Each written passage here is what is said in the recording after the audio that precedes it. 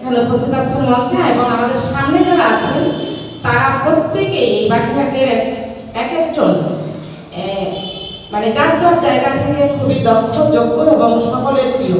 তার মধ্যে আমাদের মিডিয়া পর্যায় থেকে আজকে প্রেস ক্লাবের নবনির্বাচিত টোটাল কমিটি ওরা এখানে উপস্থিত আছে। তাদের জন্য আমরা সকলে মিলে একটা জোরে করতালি চাই যে এটা আমাদের সত্যি করে একাডেমি আজকে একটা সেমিনার, আজকে প্রতিষ্ঠানে ক্লাস নেয়, আগামীকাল বার্ষিক পরীক্ষা, সেই হিসেবে এখানে আমরা করে হতে প্রায় আজকের সেমিনারে আমাদের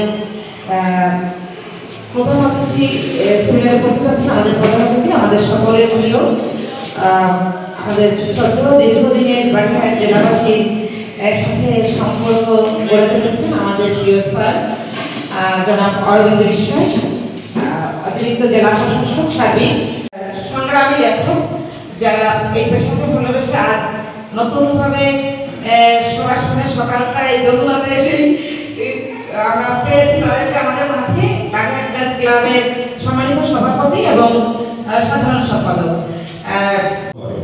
আমরা বিভিন্ন আমরা বাগেরহাটের সভাপতি করছি, বাংলাদেশের সভাপতি করছি, কারণ আমরা ভাগ না হই আর সবারই প্রচেষ্টায় আমরা বাগেরহাটকে, বাংলাদেশকে আমরা উন্নয়ন করবো, উন্নয়নের অগ্রযাত্রা শুরু করবো।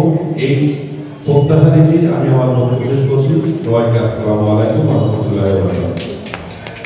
ধন্যবাদ। আমার সাথে উপবিষ্ট সকল এনজিও প্রতিনিধি এবং মঞ্চে উপবিষ্ট যে বিভিন্ন গণ্যমান্য ব্যক্তিবর্গ আছে, সবাইকে জানাচ্ছি আসসালামু আলাইকুম।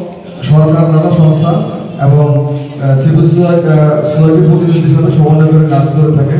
এটা 4টা সেক্টরে কাজ করে, সেটা হলো advocacy and lobbying, right promotion, right property observation এবং স্কিল ডেভেলপমেন্ট। এই 4টা সেক্টরে কাজ করে। আর আমরা মূলত এনজিওদের অনুকূল পরিবেশ তৈরির ক্ষেত্রে সরকারের সাথে অ্যাডভোকেসি করে থাকি এবং এরা বাংলাদেশের 100টি জেলাতে কাজ করে। প্রত্যেক জেলাতে একটা কমিটি আছে। এই কমিটির মাধ্যমে এডাবের কার্যক্রমগুলো বাস্তবায়িত হয়। এরা মাঠ লেভেলে সরাসরি কাজ করে না, এটা মূলত এডাবের তার সদস্যদের কাজের পরিবেশ তৈরির ক্ষেত্রে কাজ করে থাকে। আর এরা এই আজকের সেমিনার তার একটা অংশ। সরকারের যে জনকল্যাণমূলক নীতিগুলো আছে, এই নীতিগুলো আমরা বাস্তবায়নের জন্য প্রচার করে থাকি। নগদের সর্বোচ্চ বার 167 টাকা রিচার্জে পাবেন 1 লাখ টাকা পুরস্কার। আরো আছে প্রতি সপ্তাহে পুরস্কার ও ক্যাশব্যাক। জাতীয়তাবাদী মহিলা দলের সভাপতি জনাব শাহিদা আক্তার এবং মঞ্চের সামনে আমাদের যেসব সম্মানিত অতিথিবৃন্দ, গণমাধ্যম কর্মী এবং সুশীল সমাজের প্রতিনিধি, শিক্ষকবৃন্দ, এনজিও প্রতিনিধি সহ সকলকে ধন্যবাদ জানাচ্ছি যে এরকম একটি চমৎকার আয়োজনে আপনারা সবাই উপস্থিত হয়েছেন। আমি আবারও অ্যাডাপকে ধন্যবাদ জানাচ্ছি, কারণ এরকম সমনাগরিক শিশুর একটি গোল টেবিল বা সেমিনার আয়োজন করার জন্য। আপনারা জানেন যে একটি দেশ কখনো এক ধরনের জনগোষ্ঠী থাকে না, বিভিন্ন ধরনের সমাজে বিভিন্ন ধরনের বিভিন্ন গোষ্ঠীর লোকজন থাকে, বিভিন্ন সম্প্রদায়ের থাকে। কারণ বিভিন্ন সম্প্রদায়ের না হলে আসলে একটা জনগোষ্ঠী গড়ে ওঠে না, একটা দেশ গড়ে ওঠে না। কারণ প্রতিটি দেশে সবারই কিছু না কিছু ভূমিকা থাকে।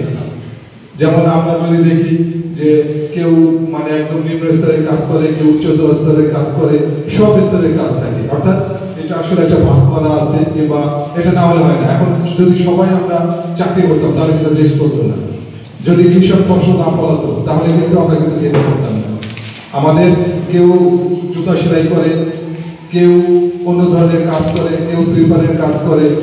এই ধরনের প্রত্যেকটা জনগোষ্ঠী আছে, আবার বিভিন্ন ধর্মেও আছে।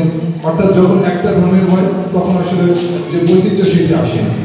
একটা দেশে যখন বিভিন্ন জনগোষ্ঠী, বিভিন্ন ধর্ম, বিভিন্ন সম্প্রদায়ের লোকজন থাকে তখনই সেই দেশটি অনেক মানে সুন্দর হয়।